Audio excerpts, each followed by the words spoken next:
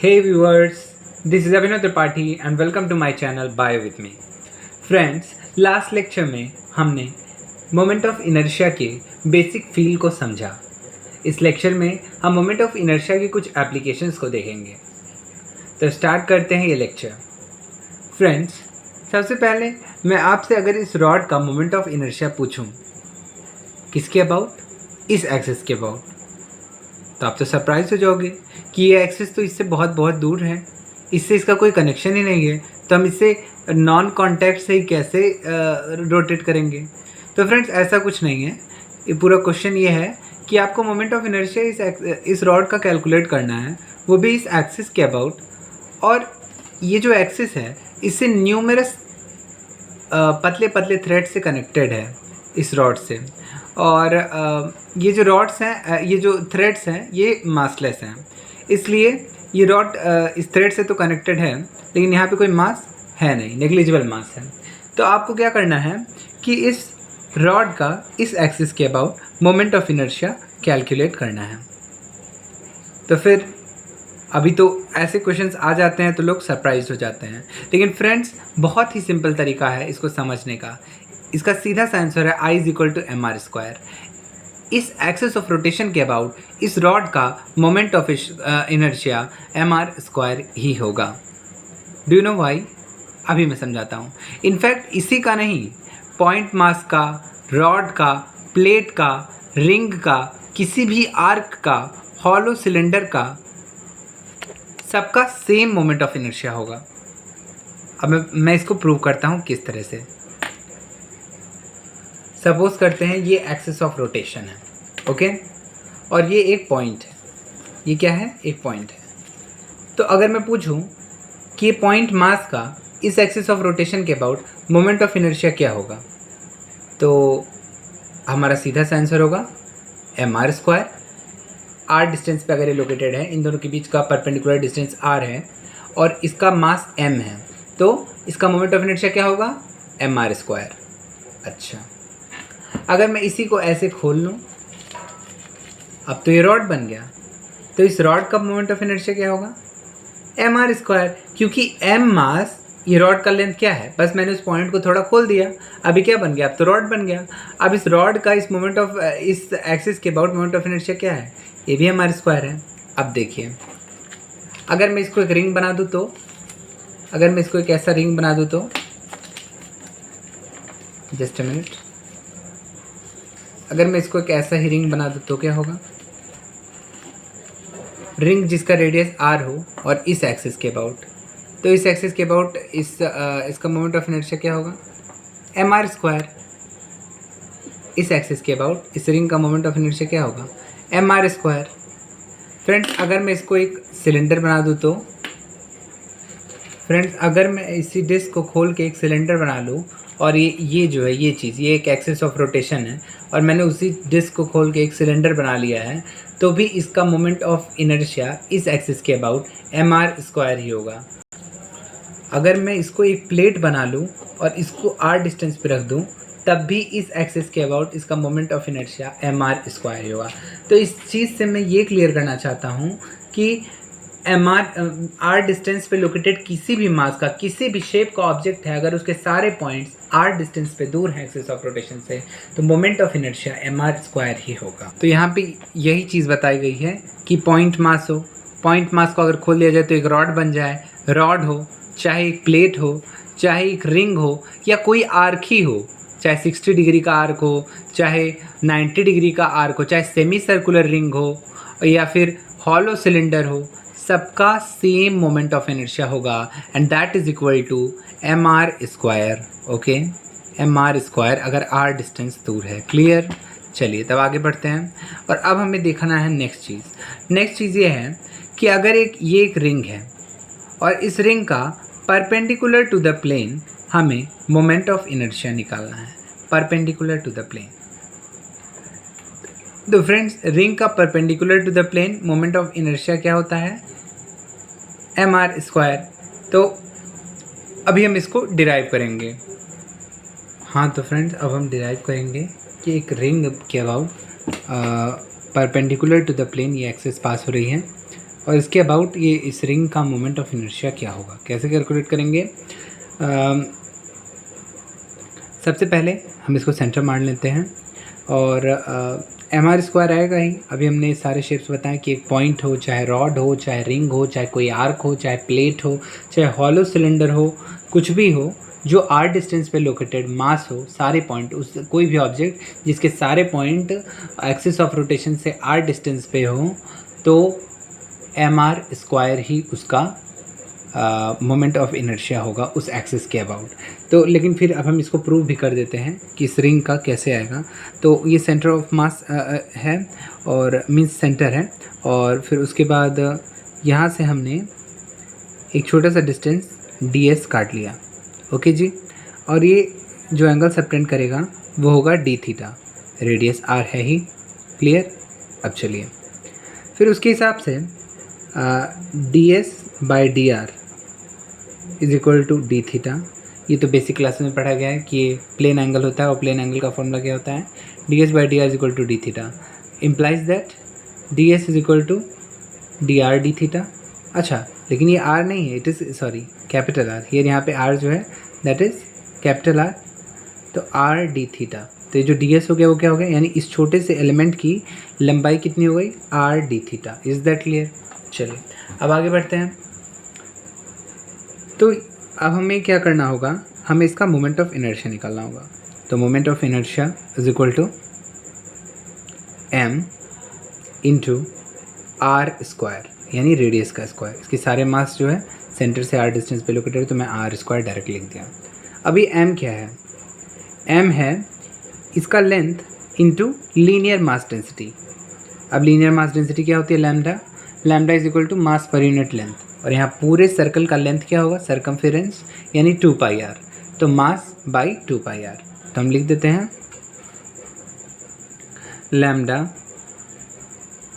Lambda into, और इस छोटे से एलिमेंट की लेंथ क्या है, मास की बात हम कर रहे हैं, तो mass is equal to lambda into इस छोटे से एलिमेंट की लेंथ ds, लैम्डा ds, और ds की वैल्यू क्या है, r डी थीटा। तो लैम्डा इंटू ds क्या हो गया, lambda into r d theta. फिर उसके बाद r²। Is that clear. चलिए अब फिर उसके बाद हम moment of inertia implies that is equal to, integrate करना होगा हमें, क्योंकि ऐसे छोटे छोटे एलिमेंट को हमें जोड़ना होगा। लेकिन ये जो डी थीटा है कहाँ से कहाँ तक जाएगा, 0 से लेके 2π तक, 2π मतलब 360 डिग्री तक, तो 0 से लेके 2π तक जाएगा। Is that clear. चलिए फिर आगे बढ़ते हैं। Lambda is constant so it will come out, so mass by, और मास पर यूनिट लेंथ क्या है पूरे सरकमफेरेंस की, दैट इज़ 2πr, ये भी सही है। अब r³ r रेडियस हर जगह कांस्टेंट है, तो r³ भी बाहर आ जाएगा, और मैं यहाँ कैपिटल R लिखूँ। हाँ चलिए, और इंटीग्रेट क्या होगा 0 से 2π तक डी थीटा, तो इसका इंटीग्रेशन क्या हो जाएगा, यहाँ r और r को हम काट सकते हैं, so it will become r²। Clear. चलिए, और फिर उसके बाद moment of inertia is equal to mr² by 2π, और इसका इंटीग्रेशन भी 2π ही आएगा। चलिए, तो ये 2π कट जाएगा, and finally will get the answer moment of inertia is equal to mr²। तो इस तरह से मैंने डिराइव करके भी प्रूव कर दिया, और ये बात हम याद करने के लिए भी इस्तेमाल कर सकते हैं कि मोमेंट ऑफ इनर्शिया किसी भी शेप का जिसका एक्सिस ऑफ रोटेशन से सारा मास r डिस्टेंस पे हो, उसका मोमेंट ऑफ इनर्शिया mr² ही होगा। चलिए आगे बढ़ते हैं। Moment of inertia of rod about centre of mass. Okay, अब रॉड मैंने 2 टाइम्स लिख दिया। Moment of inertia about centre of mass of a uniform rod using alternative method. अब हम ऑल्टरनेटिव मेथड से भी हम सेंटर ऑफ मास के और निकाले हैं, फिर एक और मेथड से निकालेंगे। चलिए, तो अभी आपको क्या पता है, अभी हमने पीछे एक डेरिवेशन किया था लास्ट लेक्चर में, एक रॉड का मोमेंट ऑफ इनर्शिया कैसे निकालते हैं। तो वहाँ पे हमने एक रॉड का एक एंड के अबाउट मोमेंट ऑफ इनर्शिया निकाला था, वो क्या था, ml²/3। क्लियर है। चलिए अभी देखिए, अभी हमें क्या करना है, अभी हमारे पास एक रॉड है, ठीक है, मतलब रॉड ये है, ठीक है, ये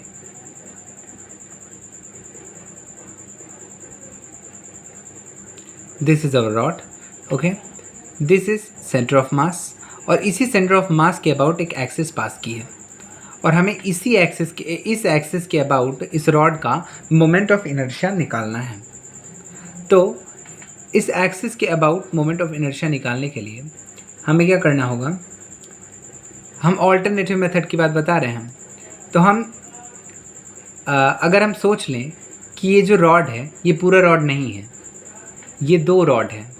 अगर हम ये सोच लें कि ये रॉड जो है ये पूरा रॉड नहीं है, ये दो रॉड है, और आधा रॉड ये है, आधा rod is this one and आधा रॉड इज़ दिस वन।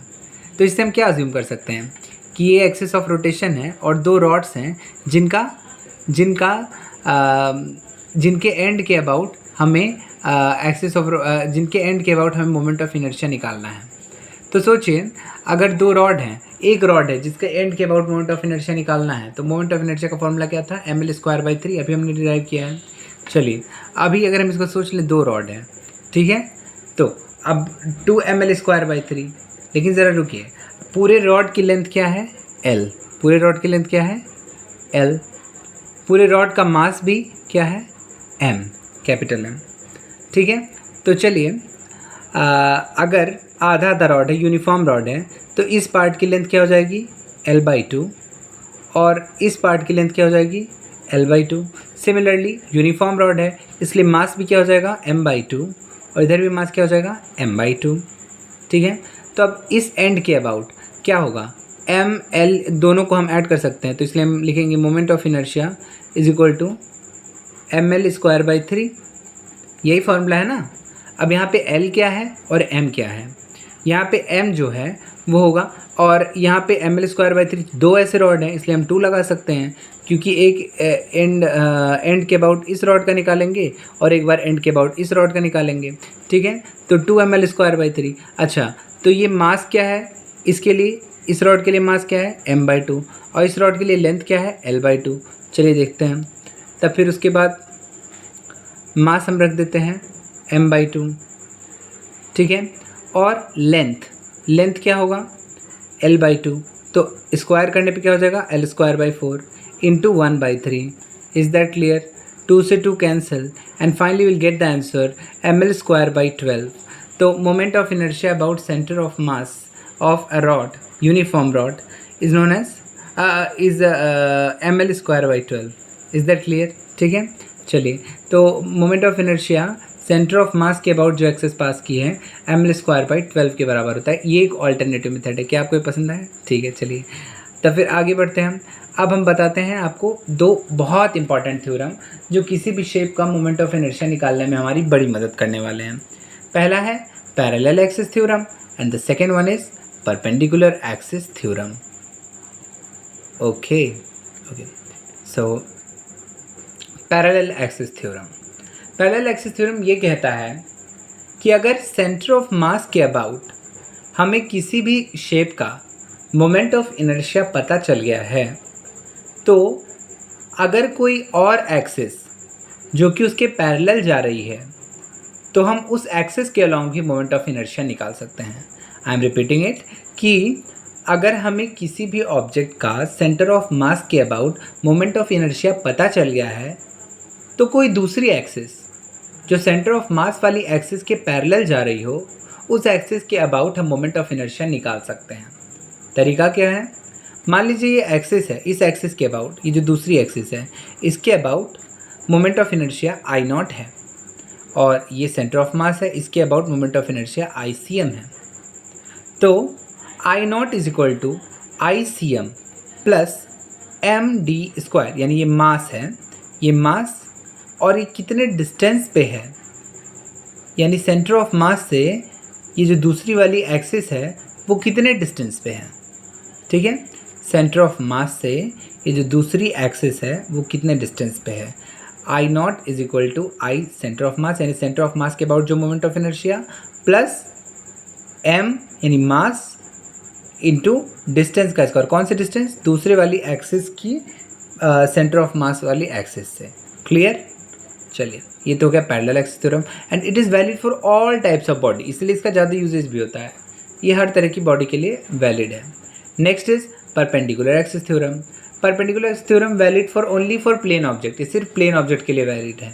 ठीक है, ये क्या कहता है कि अगर एक्स एक्सिस है और ये वाई एक्सिस है और ये जेड एक्सिस है, तो अगर हमें किसी भी दो एक्सिस के अबाउट मोमेंट ऑफ इनर्शिया पता है तो हम तीसरी एक्सिस के अबाउट मोमेंट ऑफ इनर्शिया निकाल सकते हैं।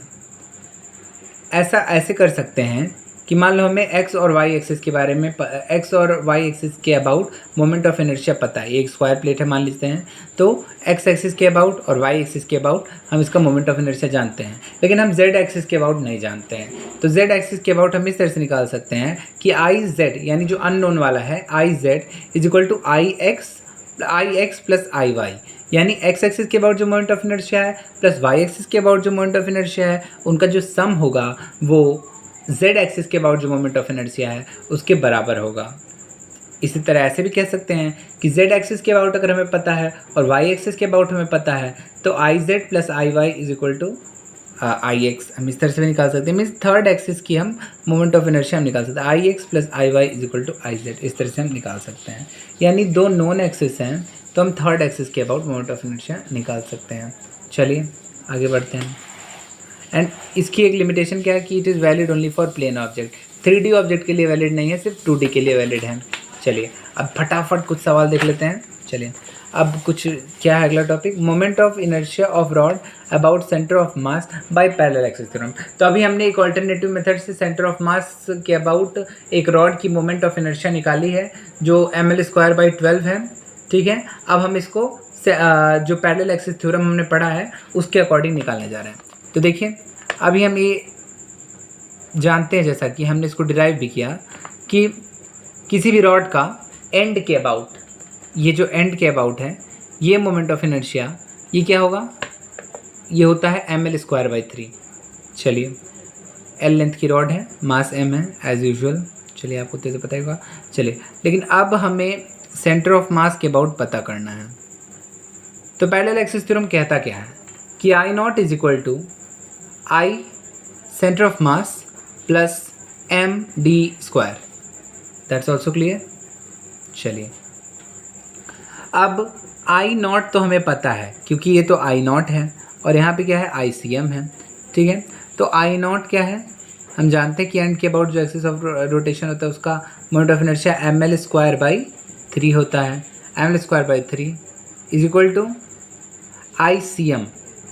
अब ये आई सी एम हमें पता करना है, ये हमें नहीं पता है।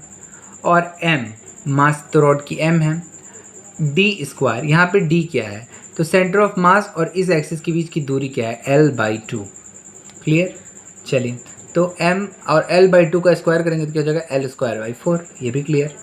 अब चलिए आगे बढ़ते हैं। तो I C M is equal to ml²/3 minus ml²/4 और फिर ये आ जाएगा I C M is equal to ml²/12। So is that clear, हमने इसको डिराइव भी कर दिया। चलिए पैरेलल एक्सिस थ्योरम के ज़रिए। अब ये पैरेलल एक्सिस थ्योरम ने देखा हमने हमारे काम को कितना आसान बना दिया। चलिए नेक्स्ट क्वेश्चन की तरफ बढ़ते हैं। तो नेक्स्ट क्वेश्चन में कह रहा है find the moment of inertia of the following systems about the axis indicated. तो इनमें जो एक्सिस इंडिकेट किए गए हैं उनके अबाउट इन सारे सिस्टम्स का हमें मोमेंट ऑफ इनर्शिया कैलकुलेट करना है। तो सबसे पहला सिस्टम है जिसमें 4 रॉड्स हैं जो कि एक स्क्वायर के फॉर्म में है, सब एल लेंथ के हैं।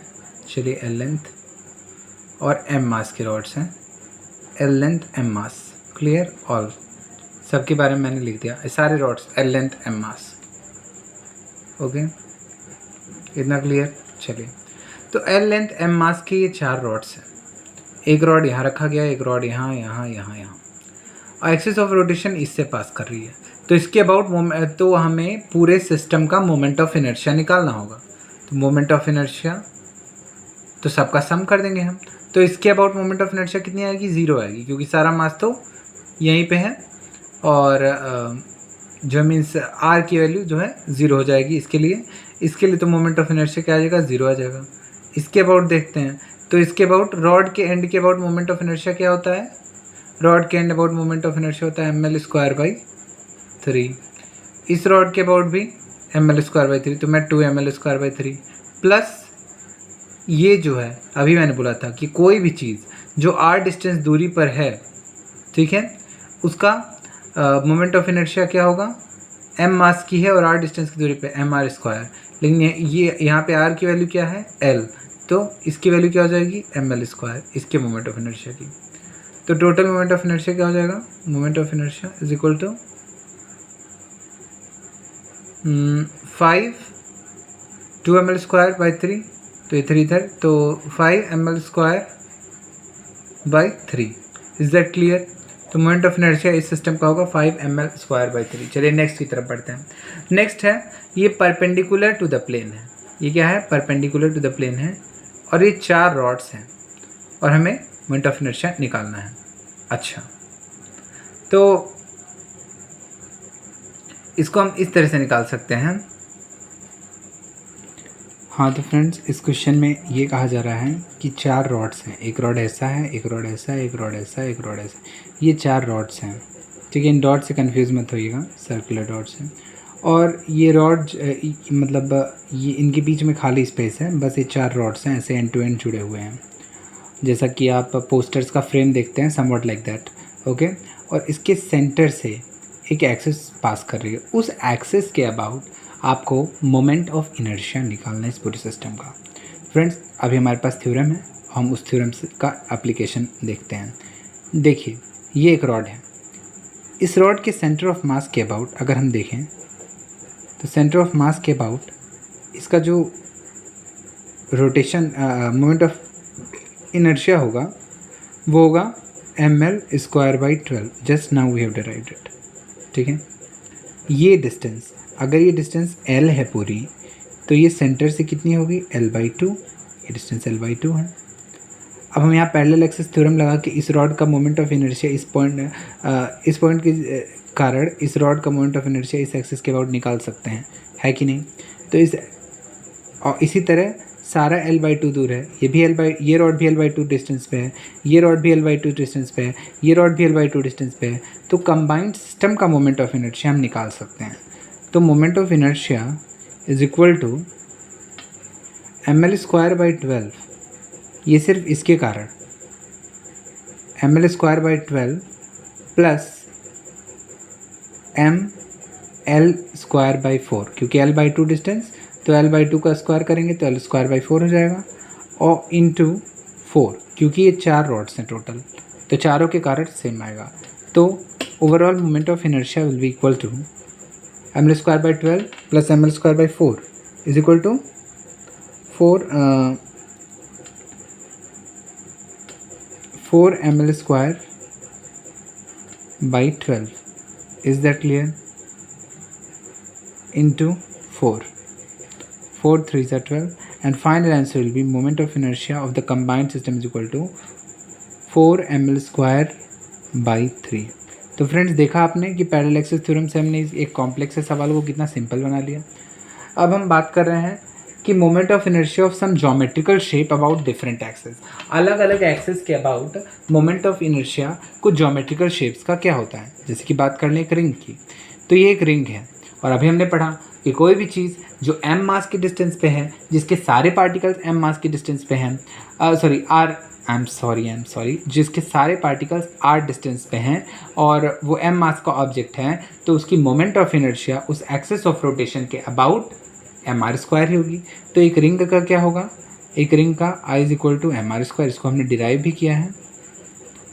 चलिए अब हम देखेंगे कि ये तो हो गया सेंटर ऑफ मास के अबाउट। अच्छा, अगर मान लीजिए कि एक रिंग है, वेट जस्ट अ मिनट। हाँ तो फ्रेंड्स, जैसा कि देख रहे हैं आप, ये एक रिंग है। इस रिंग में अगर ये जो पेन है, इस पेन को अगर एक्सिस ऑफ रोटेशन मान ले, तो इस एक्सिस ऑफ रोटेशन के अबाउट इस रिंग की जो मोमेंट ऑफ इनर्शिया वो तो mr² है, ये तो हमने जान लिया। लेकिन अगर हम ऐसा कहें कि हम इस एक्सिस के अबाउट इस बैंगल को रोटेट करना चाहते हैं, यानी कोई रिंग है, अगर हम उसको कुछ इस तरह से रोटेट करना चाहते हैं, समवॉट लाइक दिस, यानी एक्सिस ऑफ रोटेशन ये है, इसको कुछ इस तरह से रोटेट करना चाहते हैं अगर हम, इस एक्सिस ऑफ रोटेशन के अबाउट, तो क्या मोमेंट ऑफ इनर्शिया होगी, उसको कैलकुलेट करना है। तो उसको कैलकुलेट करने के लिए हम अप्लाई करेंगे परपेंडिकुलर एक्सिस थ्योरम। फ्रेंड्स तो देखिए कैसे अप्लाई करेंगे परपेंडिकुलर एक्सिस थ्योरम। देखिए यहाँ पे जैसा कि हम जानते हैं कि एक रिंग का जेड एक्सिस, मान लीजिए उसको जेड एक्सिस मानते हैं, तो इस एक्सिस के अबाउट तो हम जानते हैं क्या होता है, mr स्क्वायर। सेम चीज़ है, इस एक्सिस के अबाउट जो परपेंडिकुलर एक्सिस गई होती है प्लेन के, उसका mr स्क्वायर होता है। लेकिन ऐसी एक्सिस जो पैरेलल टू द प्लेन हो, उस एक्सिस के अबाउट क्या होगा। तो परपेंडिकुलर एक्सिस थ्योरम क्या कहता है, I Z is equal to I X plus I Y और आई जेड बराबर ही होंगे, चाहे इधर से निकालिए चाहे इधर से निकालिए, मोमेंट ऑफ इनर्शिया प्लेन के बराबर ही आएगा। तो आई एक्स आई वाई को हम आई एक्स लिख लेते हैं क्योंकि दोनों सेम है, 2ix लिख लेते हैं क्योंकि दोनों सेम है। तो 2ix is equal to I Z, और आई जेड क्या है, mr स्क्वायर है। Moment of inertia perpendicular Z axis के अबाउट क्या है, mr स्क्वायर है, is equal to mr square. Clear. तो आई एक्स एक्सिस के अबाउट क्या होगा, mr square by 2। Is that clear. तो कोई भी ऐसी एक्सिस जो किसी रिंग के पैरेलल गई हो, इस एक्सिस के अबाउट रोटेट करना हो, तो क्या होगा, mr स्क्वायर बाई 2। तो I is equal to mr square by 2। और कोई ऐसी एक्सिस जो इसके परपेंडिकुलर गई हो, ये इस प्लेन में है, और एक्सिस ऐसी गई हो, तो mr स्क्वायर होगा। क्लियर है। आगे बढ़ते हैं। नेक्स्ट शेप जो हमारा है दैट इज़ यही रिंग ही। इसी रिंग में हम बात करेंगे कि ये जो रिंग है, अभी हम रिंग को कैसे कैसे रोटेट कर चुके हैं, किन किन एक्सिस के अबाउट। पहली बार mr स्क्वायर, दूसरी बार mr स्क्वायर बाई 2, ठीक है। ऐसे भी करेंगे तो mr स्क्वायर बाई 2। लेकिन अगर ऐसे ही हम इस एक्सिस के अबाउट इसको रोटेट करना चाहें, जैसे कि मान लिया कि ये एक्सिस ऑफ रोटेशन है और हम इसको कुछ इस तरह से रोटेट करना चाहें, इस एक्सिस के अबाउट अगर रोटेट करना चाहें, तो मोमेंट ऑफ इनर्शिया क्या होगा। तो इसको कैलकुलेट करना है, तो उसको कैलकुलेट करने के लिए हम लगाएंगे पैरेलल एक्सिस थ्योरम। तो फ्रेंड्स देखिए कैसे लगाते हैं। हम जानते हैं कि I centre of mass is equal to mr square, तो इसका तो mr स्क्वायर होगा, और हमें इस एक्सिस के अबाउट कैलकुलेट करना है, जो कि ये भी परपेंडिकुलर टू द प्लेन है। तो ये जो है, ये डिस्टेंस क्या है, r है। यानी अगर हम देखें कि इसके अबाउट हम जानते हैं, जो सेंटर के अबाउट जाती है उसका हम जानते हैं क्या होता है, mr स्क्वायर। अब हमें इसके अबाउट करना है, तो हम पैरेलल एक्सिस थ्योरम लगा लें, क्योंकि ये दोनों एक्सिस जो हैं, ए एक्सिस और ये एक्सिस, ये दोनों पैरेलल हैं एक दूसरे के। तो अगर इन दोनों के बीच का डिस्टेंस r है, तो क्या हो जाएगा, mr square plus mr square, और यही फार्मूला यहाँ पे लगेगा। तो देखिए mr स्क्वायर इसके अबाउट है और इसके अबाउट हमें कैलकुलेट करना है, और ये खुद भी r डिस्टेंस पे लोकेटेड है, r को हम कैपिटल R कर लेते हैं। तो इस सिचुएशन में जो मोमेंट ऑफ इनर्शिया आएगा that will be mr square plus mr square is finally equal to 2mr square. Is that clear. तो मोमेंट ऑफ इनर्शिया इस एक्सिस के अबाउट क्या होगा, 2mr स्क्वायर। अच्छा, उसी तरह तो अभी हमने किन किन के बारे में जाना, हमने जाना कि अगर कोई एक्सिस ऑफ रोटेशन के सेंटर से पास करती है तो क्या होगा, mr स्क्वायर। अगर कोई एक्सिस ऐसे पास करती है तो क्या होगा, mr स्क्वायर बाई 2। अगर कोई एक्सिस इस तरह से पास करती है जिसके अबाउट इसको रोटेट करना है, तो क्या होगा, 2mr स्क्वायर। अब हम जो जानने जा रहे हैं वो हम ये जानने जा रहे हैं कि अगर कोई एक्सिस ऐसी हो जिसके अबाउट पास रोटेट करे तो क्या होगा, तो मोमेंट ऑफ इनर्शिया क्या होगा। तो देखते हैं, यानी पैरेलल टू द प्लेन हो। जैसे कि अभी हम इसके बारे में पढ़ा ना, तो इसका क्या था, mr स्क्वायर बाई 2। अब अगर एक्सिस ऑफ रोटेशन दूसरी वाली ये हो, ये जो ब्लू पेन है, तो इस एक्सिस के अबाउट मोमेंट ऑफ इनर्शिया क्या होगा। तो अगर इन दोनों के बीच में डिस्टेंस r है, तो अगर ये mr स्क्वायर बाई 2 है, तो mr square by 2 plus mr square, इन दोनों के बीच की डिस्टेंस पैरेलल एक्सिस थ्योरम से हम इसका निकाल सकते हैं। तो मोमेंट ऑफ इनर्शिया इसके अबाउट हम जानते हैं क्या होता है, अभी पिछली बार पीछे हमने कैलकुलेट किया mr²/2 और हमें इस एक्सिस के अबाउट कैलकुलेट करना है। तो moment of inertia is equal to, दिमाग को फोकस करके ध्यान से सुनेंगे तो फिर आपको समझ में आएगा। ओके चलिए, तो मोमेंट ऑफ इनर्शिया अबाउट इस एक्सिस के अबाउट, सॉरी माइक थोड़ा नीचे गिरा था। चलिए, तो मोमेंट ऑफ इनर्शिया इस एक्सिस के अबाउट देखिए mr²/2 plus mr²। Now the final answer will be moment of inertia is equal to 3mr²/2। तो एक रिंग के लिए हमने 4 केसेस डिस्कस किए और वो 4 केसेस क्या हैं देखिए इस तरह से कुछ। सबसे पहला केस जो हमने डिस्कस किया वो रिंग के सेंटर से mr², फिर हमने ऐसा देखा कि उसी प्लेन में जो एक्सिस है वो हम सेंटर से, तो इसका क्या होगा mr²/2। फिर हमने देखा कि कोई एक्सिस है जो ऐसे गई है परपेंडिकुलर है, तो उसका क्या होगा 2mr², और कोई एक्सिस से पैरेलल गई है इस तरह से तो 3/2mr²। तो रिंग के सारे केसेस क्लियर। चलिए आगे बढ़ते हैं डिस्क के बारे में। तो डिस्क क्या है, जिसमें पूरी एरिया में मास डिस्ट्रीब्यूटेड है। तो इसका जो मोमेंट ऑफ इनर्शिया होता है, तो डिस्क में जो मास है, ये मास यहाँ पे देख रहे हैं। अगर हम मास की बात करें तो यहाँ पे मास एक्सिस ऑफ रोटेशन से दूर है, इस बीच में खाली जगह में कोई मास नहीं है। लेकिन इस डिस्क में मास थोड़ा पास है, तो मास इसके पास होगा तो इसका मोमेंट ऑफ इनर्शिया कंपैरेटिवली इससे कम होगा। तो इसको याद करने का तरीका है, इसको मैं डिराइव तो नहीं करूँगा पर मैं फिर भी बता दे रहा हूँ कि इस डिस्क का इस वाले से कम होगा, तो इसका मोमेंट ऑफ इनर्शिया क्या होगा, यानी रिंग से डिस्क का कम होगा। क्यों? क्योंकि डिस्क में मास जो है पूरे प्लेन में लोकेटेड डिस्ट्रीब्यूटेड होता है। तो इस डिस्क का मोमेंट ऑफ इनर्शिया होगा I = mr²/2। आप बस इसको याद कर लो। आपने इसको याद कर लिया। चलो अब आगे बढ़ते हैं। तो एक्स एक्सिस और वाई एक्सिस के अबाउट क्या होगा। तो अगर हमें परपेंडिकुलर वाला पता चल गया है तो एक्स और वाई के अबाउट हम निकालने लेंगे IX + IY, और IX और IY दोनों बराबर होंगे, दोनों को हम इक्वेट करेंगे। देखिए कैसे, moment of inertia is equal to, अब देखिए कैसे निकालते हैं। हम लगाएंगे वो थ्योरम, परपेंडिकुलर एक्सिस थ्योरम। तो IZ = IX + IY, और IX और IY दोनों बराबर होंगे तो हम इसको 2IX लिख सकते हैं, ठीक है। और IZ के अबाउट अभी हमने रखा है तो ये होगा mr²/2, mr²/2। चलिए, तो IX एक्स एक्सिस के अबाउट मोमेंट ऑफ इनर्शिया होगा IX = mr²/4। Is that clear. चलिए, तो मोमेंट ऑफ इनर्शिया, अगर कोई डिस्क है तो मैं यहाँ पे डिस्क भी लाया हूँ, देखिए this is a disc, okay, is that visible. हाँ, तो इसके परपेंडिकुलर अगर कोई एक्सिस गई है तब क्या होता है mr²/2, और अगर कोई एक्सिस ऐसे इसके पैरेलल गई हो प्लेन के तो होता है mr²/4, ठीक है। चलिए अब आगे देखते हैं। अब सेम केसेस जो हमने लास्ट टाइम डिस्कस किए रिंग के लिए, वही केसेस एप्लीकेबल हैं डिस्क के लिए भी। तो देखते हैं, अगर मान लिया कि ये डिस्क है, डिस्क के ये एक्सिस जो परपेंडिकुलर गई है इसके अबाउट क्या होता है mr²/2।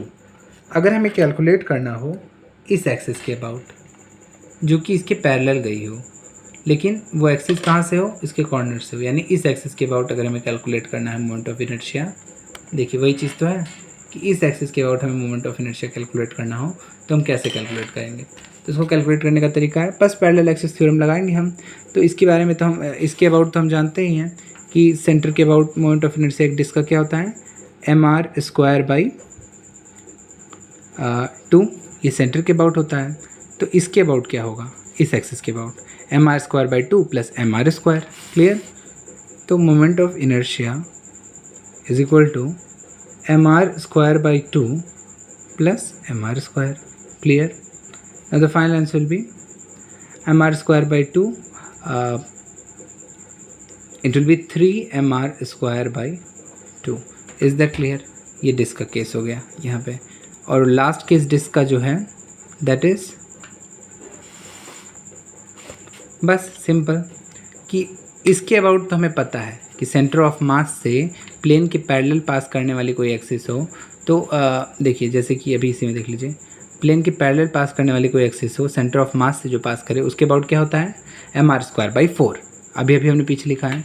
लेकिन अगर कोई एक्सिस प्लेन के पैरेलल तो हो लेकिन वो एड्ज से टच हो, सेंटर ऑफ मास से ना पास करके एड्ज से टच हो यानी टेंजेंशियल हो, ठीक है, तो उसके अबाउट मोमेंट ऑफ इनर्शिया कैसे निकालेंगे? बस पैरेलल एक्सिस थ्योरम लगाएंगे। एक एक्सिस जो है एक प्लेन से जाएगी सेंटर ऑफ मास से और दूसरी टेंजेंशियली जाएगी, ठीक है। तो हमें ब्लू पेन के अलोंग निकालना है, यानी इस वाली एक्सिस के अलोंग निकालना है। तो इस वाली एक्सिस के अलोंग तो हम जानते ही हैं क्या होता है, mr²/4। तो इस एक्सिस के अबाउट क्या हो जाएगी अगर ये r डिस्टेंस दूर है तो mr²/4 प्लस mr²। तो moment of inertia is equal to mr²/4 plus mr², and that's finally equal to 5/4 mr²। Clear? Yes, चलिए ठीक है। नेक्स्ट स्फीयर, ये एक स्फीयर है, ये दूसरा स्फीयर है। मतलब स्फीयर के केस में सिर्फ 2 केसेस पॉसिबल है, लेकिन उसके पहले मैं डिस्क वाला रिकॉल करवा लूँ। तो डिस्क में भी 4 केसेस बने थे। पहला परपेंडिकुलर, इसका क्या होता है mr²/2। दूसरा पैरेलल और जो सेंटर ऑफ मास से पास करे। पहला परपेंडिकुलर और सेंटर ऑफ मास से पास करे वो क्या होता है mr²/2। दूसरा पैरेलल और सेंटर ऑफ मास से पास करे वो होता है mr²/4। तीसरा जो था वो परपेंडिकुलर लेकिन टेंजेंशियली पास करे तो वो होता है 3/2 mr²। और चौथा पैरेलल लेकिन टेंजेंशियली पास करे तो वो होता है 5/4 mr²। ठीक है, चलिए तो अब हम बात करने जाते हैं। ये सब आप याद कर सकते हैं अगर इजी है तो। चलिए फिर उसके बाद हम स्फीयर की बात करने जा रहे हैं। तो ये एक हॉलो स्फीयर है और ये एक सॉलिड स्फीयर है। तो जैसा कि मैं बताऊं, अगर मोमेंट ऑफ इनर्शिया एक रिंग में और एक डिस्क में किसका ज़्यादा था? रिंग का ज़्यादा था। क्यों? क्योंकि मास उसमें ज़्यादा दूर था। उसी तरह अगर हम स्फीयर की बात करें तो हॉलो स्फीयर और सॉलिड स्फीयर में हॉलो स्फीयर का मोमेंट ऑफ इनर्शिया ज़्यादा होगा। क्यों ज़्यादा होगा? क्योंकि हॉलो स्फीयर में जो मास है वो सिर्फ सर्कमफेरेंस पे है और वो दूर दूर है एक्सिस ऑफ रोटेशन। लेकिन सॉलिड स्फीयर में सारा मास इक्वली डिस्ट्रीब्यूटेड है और ज़्यादातर एक्सिस ऑफ रोटेशन के अबाउट ही कंसंट्रेटेड है। तो इसीलिए moment of inertia solid sphere का as compare to hollow sphere कम होता है। हाँ तो फ्रेंड्स, हम बात कर रहे थे हॉलो स्फीयर की। तो सेंटर ऑफ मास के अबाउट हॉलो स्फीयर की जो मोमेंट ऑफ इनर्शिया है वो क्या होती है? 2/3 mr²।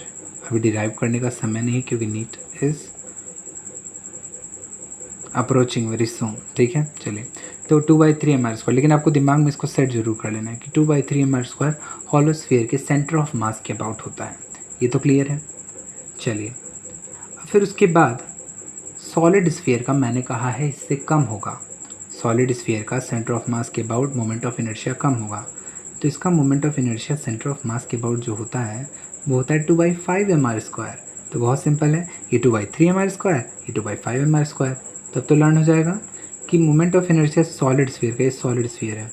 Okay clear, solid sphere है। चलिए I am sharing it for your convenience. ये सॉलिड स्फीयर है। सॉलिड स्फीयर का सेंटर ऑफ मास के about moment of inertia 2/5 mr² है और हॉलो स्फीयर का सेंटर ऑफ मास के अबाउट जो एक्सिस पास करे 2/3 mr² है। तो ज़्यादा कौन हुआ? 2/3 mr² और कम होगा सॉलिड स्फीयर का। क्यों? क्योंकि मास इसमें एक्सिस ऑफ रोटेशन के पास होता है। अब बात करें एड्ज के अबाउट। अगर कोई स्फेरिकल बॉल है उसको एड्ज के अबाउट रोटेट कराओ तो एड्ज के अबाउट रोटेट कराने में हम पैरेलल एक्सिस थ्योरम लगा सकते हैं।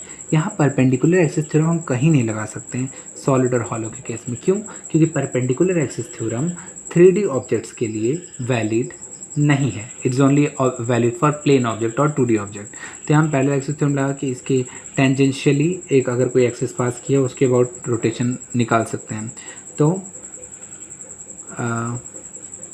मोमेंट ऑफ इनर्शिया इस एक्सिस के अबाउट क्या होगा, is equal to 2/3 mr², centre of mass के about 2/3 mr² plus mr²। Is that clear? तो moment of inertia is equal to 5/3 mr²। Is that clear?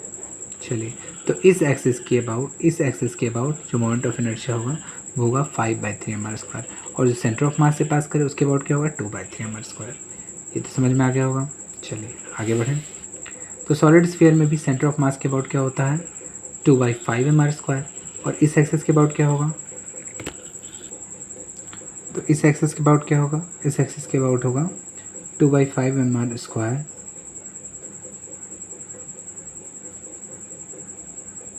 Plus mr²। Clear? then that will be equal to 7/5 mr²। Is that clear? चलिए, hope that आपको feel आ रहा होगा moment of inertia का। आगे देखते हैं।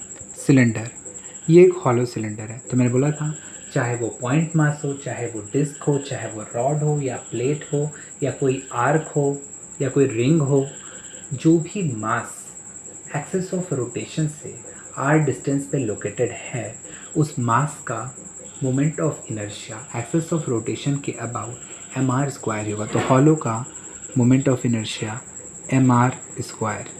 ये तो क्लियर हुआ।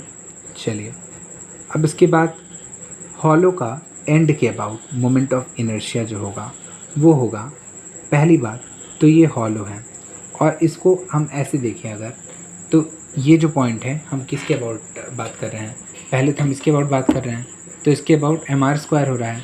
लेकिन अभी हम जो देख रहे हैं कि मान लो ये पूरा सिलेंडर है, इधर पूरा सिलेंडर गया है, फिर हम सिलेंडर की इस सर्कल को हम इधर जूम कर रहे हैं और इसके अबाउट हम बात कर रहे हैं। ठीक है, तो इसके अबाउट अगर हम बात कर रहे हैं तो इसके अबाउट कोई भी सर्कल है, कोई भी सर्कुलर रिंग हो, तो इसके अबाउट उसका मोमेंट ऑफ इनर्शिया क्या था mr²/2। तो इधर से तो mr²/2 होगा, प्लस इसको हम एक रॉड मान सकते हैं, एक रॉड मान सकते हैं, और एक रॉड का एंड के अबाउट सेंटर ऑफ एंड के अबाउट जो मोमेंट ऑफ इनर्शिया होता है वो क्या होता है ml²/3। तो अभी देखिए क्या करते हैं हम, और सेंटर के अबाउट क्या होता है, तो हमें इस एक्सिस के अबाउट नहीं पूछा है, सॉरी, इस एक्सिस के अबाउट इस क्वेश्चन में पूछा है। इस क्वेश्चन में पूछा है कि सेंटर ऑफ मास के अबाउट, यानी इस वाली एक्सिस के अबाउट इस हॉलो सिलेंडर का मोमेंट ऑफ इनर्शिया क्या होगा। तो अभी हम पहले देखेंगे कि कोई भी डिस्क हो या कोई भी रिंग हो, और उस रिंग में अगर ऐसी कोई एक्सिस गई है जो कि उस प्लेन के पैरेलल है, तो उस प्लेन के पैरेलल जो एक्सिस गई है उस एक्सिस का मोमेंट ऑफ इनर्शिया होता है mr²/2। तो इसका मोमेंट ऑफ इनर्शिया होगा mr²/2। और चूंकि अगर हम इसको एक रॉड समझें, तो एक रॉड के सेंटर ऑफ मास से जो एक्सिस गई होती है उसका होता है ml²/12। तो इसका टोटल जो मोमेंट ऑफ इनर्शिया होगा वो होगा I = mr²/2 plus ml²/12। Is that clear? तो ये मोमेंट ऑफ इनर्शिया जो है ये इस पूरे का इस एक्सिस ऑफ रोटेशन के अबाउट होगा। क्लियर? चलिए, अब हम बात कर रहे हैं कि एंड के अबाउट, तो एंड के अबाउट भी सेम चीज़ होगी। तो I = mr²/2 प्लस ml²/3। क्योंकि एक रॉड हो, अगर हम उसके एंड के अबाउट देखें, यहाँ था सेंटर के अबाउट, यहाँ हम एंड के अबाउट देख रहे हैं, तो एंड के अबाउट जो एक्सिस ऑफ रोटेशन होता है ml²/3 होता है। तो mr²/2 प्लस ml²/3 इस सिस्टम का होगा। क्लियर? समझ आ रहा है? चलिए आगे देखते हैं। रेक्टेंगुलर प्लेट, तो रेक्टेंगुलर प्लेट जो है इसको हम रेक्टेंगुलर प्लेट को एक रॉड समझ सकते हैं, ए लेंथ का रॉड। ठीक है, इसकी बी मोटाई को हम कुछ नहीं कंसिडर करेंगे, हम सिर्फ इसको ऐसा समझ लेंगे कि एक रॉड है जिसके एंड के अबाउट हम मोमेंट ऑफ इनर्शिया निकालते हैं। तो एक रॉड हो चाहे एक रेक्टेंगुलर प्लेट हो, दोनों का मोमेंट ऑफ इनर्शिया क्या आता है I = एंड के अबाउट m, उसका क्या होता है ml²/3, और यहाँ पे लेंथ क्या है ए स्क्वायर, तो एम ए स्क्वायर बाई 3, ये क्या हो जाएगा, इसका मोमेंट ऑफ इनर्शिया इसके अबाउट। अब बात करें इसके अबाउट, ब्रेड्थ के अबाउट, तो ब्रेड्थ के अबाउट जो है मोमेंट ऑफ इनर्शिया जो इसका होगा, इसको हम समझ सकते हैं इस तरह से कि इसको कुछ मैं घुमा दूँ ज़रा। हाँ, तो देखिए एक बार फिर से ये रॉड बन गया, और इस अगर हम देखें कि ये बी लेंथ का कोई रॉड है, तो उसके सेंटर से जो एक्सिस पास करती है उसका, तो उसके अबाउट मोमेंट ऑफ इनर्शिया क्या होता है, एम बी स्क्वायर बाई 12।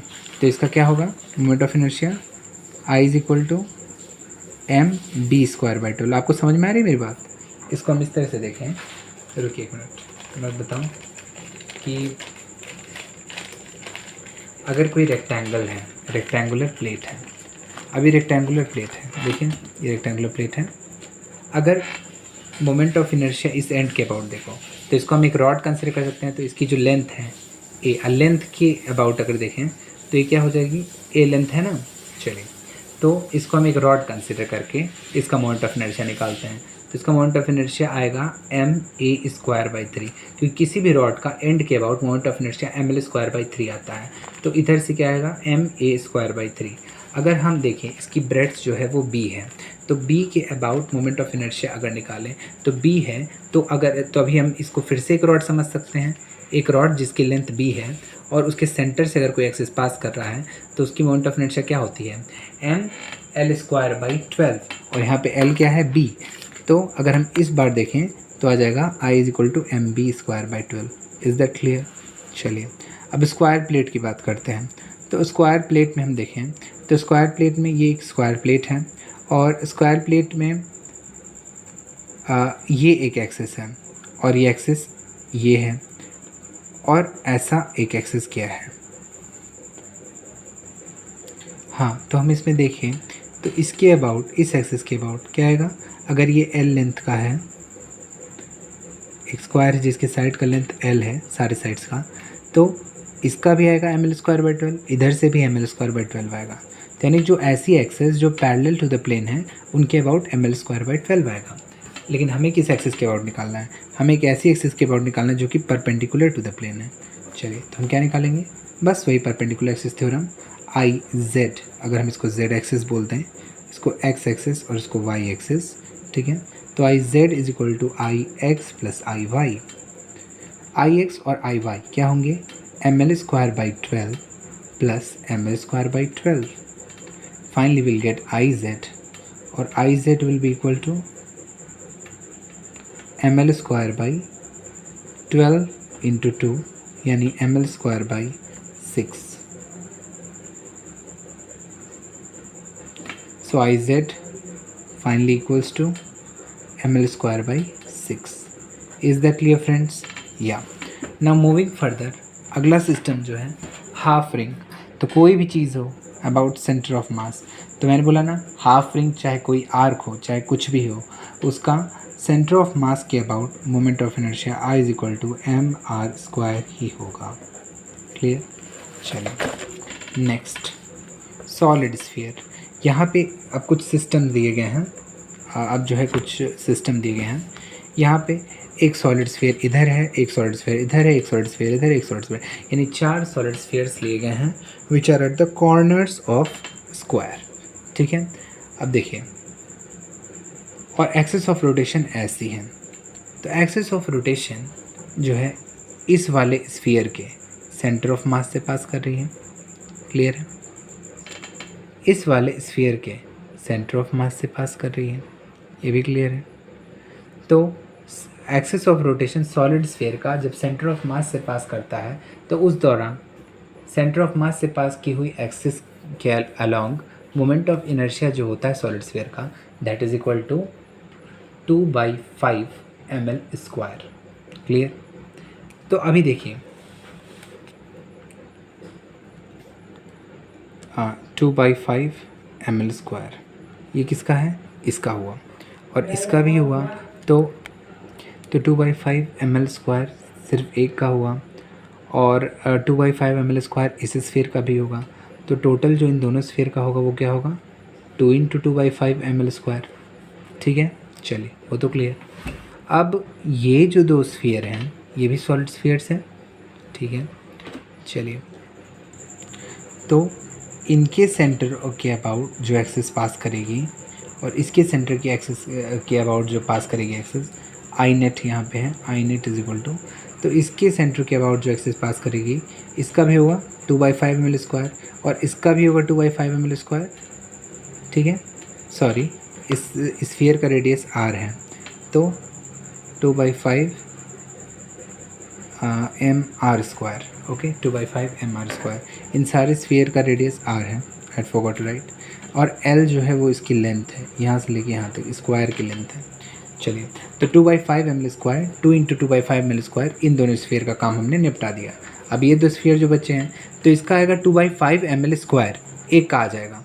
ठीक है, लेकिन 2/5 ml² तो इसका भी है, इसका भी है, डिफरेंस क्या है? 2/5 ml² प्लस ml², यानी कि l डिस्टेंस पे से दूर है ना, तो और सिर्फ इसका ऐसे होगा, लेकिन ऐसे दो स्फीयर्स हैं तो हम दोनों को इंटू 2 कर देंगे, प्लस तो हम जो करने जा रहे हैं वो देखिए, इसका क्या आएगा 2/5 ml², ये तो क्लियर है, ml² नहीं, क्योंकि हर स्फीयर का रेडियस r है। ठीक है, 2/5 mr², लेकिन सिर्फ इतना ही नहीं, एक का होगा प्लस ml², ये l डिस्टेंस पे है ना, तो ml², तो ये तो सिर्फ एक का हुआ, ऐसा दूसरा स्फीयर भी है, इंटू 2। तो नेट जो सिस्टम का आएगा that will be I is equal to 2 × 4/5 mr² plus 4/5 mr² plus 2 ml², and the final answer will be